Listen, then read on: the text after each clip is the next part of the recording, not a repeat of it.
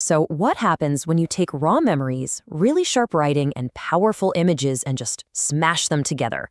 Well, today we're diving into a deeply personal and visually incredible new work by Jordan Martin. It's called Stains on a Black Velvet Rug. Okay, so the first thing you've got to understand is that this is not just a book of poetry. The author himself calls it a collection of intriguing, true, thought-provoking memories. See, every piece of writing is matched with a specific, really evocative image. It's this fusion of words and art, and it's designed to pull you right in. It's a complete journey. And I love this line. The author tells you right up front what to expect. He's basically saying, hey, get ready for something that's unfiltered, that's direct, and totally authentic. This isn't trying to be all polished and perfect. It's a raw, honest-to-God look at life. And with that, he's inviting us in. This is a personal invitation. It's not just about reading words on a page. It's like he's handing you the keys and saying, come on in, see what it's like. It's an incredibly intimate way to start. And believe me, the journey begins with one of life's most powerful forces. All right, so our journey kicks off in the most universal place there is, the heart. We're going to explore the complicated and, often contradictory feelings of love, of connection, and of course, the pain that can come right along with it. This book absolutely pulls no punches. It opens with this really sharp, questioning look at a long-term relationship. The writing digs into how love and hurt can get all tangled up. But here's the thing, it doesn't just state that love hurts, it hits you with that killer question. Should it, though? That kind of deep, reflective question, that's the voice of this book. And then, boom, a total contrast. Right after the pain of that last piece, we get the tenderness of this one, bedtime. Here, love is a comfort, right? It's a shelter. The author writes, you breathe in the affection of my desire to comfort you.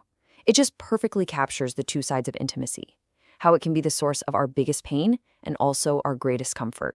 So what happens when you get hurt? Well, you build an emotional fortress, right?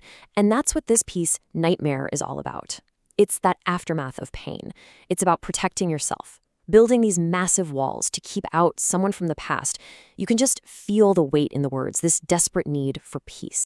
And here we are, the end of that 15-year journey.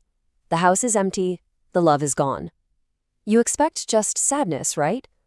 But then, amid the loneliness and the memories packed away in liquor store boxes, you get this absolutely stunning final line, a breath of release. It's so powerful, so bittersweet. But the story's just getting started. Okay, so now the camera pulls back. We're zooming out from the intensely personal and looking at the bigger societal picture. See, the stains in the title aren't just on one person's life. They're on a much, much wider canvas, tying personal struggles to these huge issues of injustice.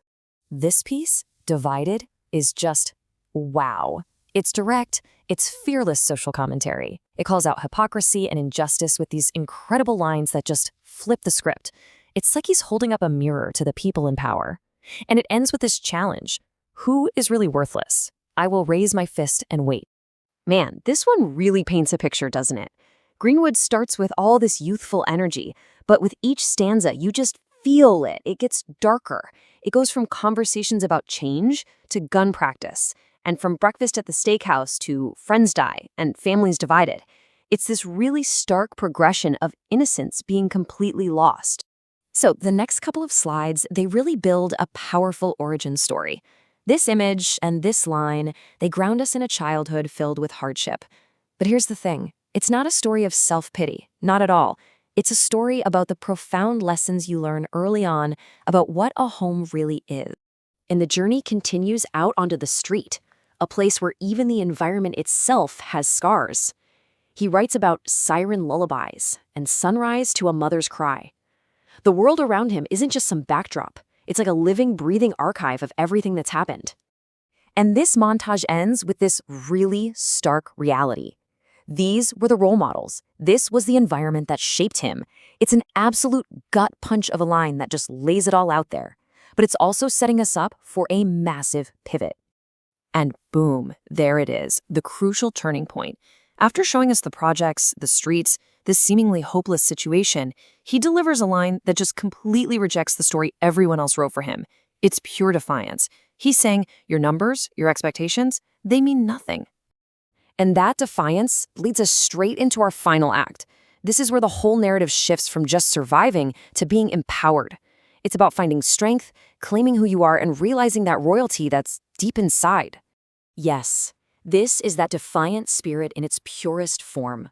It's not about ignoring the haters, it's about using their negativity as fuel. The poem says, "Hold your hand high, young man. Speak your mind." The message is so clear. Other people don't get to decide your worth. You do. And after all that struggle, you get a moment of release. This piece, Sunshine, it just perfectly captures that feeling of relief, of seeing beauty and clarity after a long, long storm. It's like a deep breath of fresh air, you know? That moment the weight of the world just lifts for a little while. This collection is also just packed with so much hard-earned wisdom. I mean, this line from Evolution, it shows you the depth we're talking about here. It's not just about getting by. It's about growing. It's that understanding that the tricks that got you through your 20s won't work in your 30s. Your hustle has to evolve. And it all builds to this absolute crescendo of empowerment in the piece, Greatness. It's a powerful declaration of self-worth. It's him saying, "Go ahead, deny me, I dare you, but you better know that I am so much more than whatever box you try to put me in." And this image from the poem Woke, I mean, it just says it all, doesn't it? It perfectly sums up the spirit of this entire final act. The defiance, the strength, the awakening. It's just a silent, powerful statement. We're going to leave you with this one provocative question from the poem Secrets. After this whole journey through love and hardship and empowerment, the author leaves us to think about what's hidden even from ourselves. What stories, what pains do we all have buried deep down inside? Stains on a Black Velvet Rug is so much more than a book. It's a multimedia experience. It's a raw, powerful voice that you just have to hear. This is an incredible new work from Jordan Martin, and it is coming soon.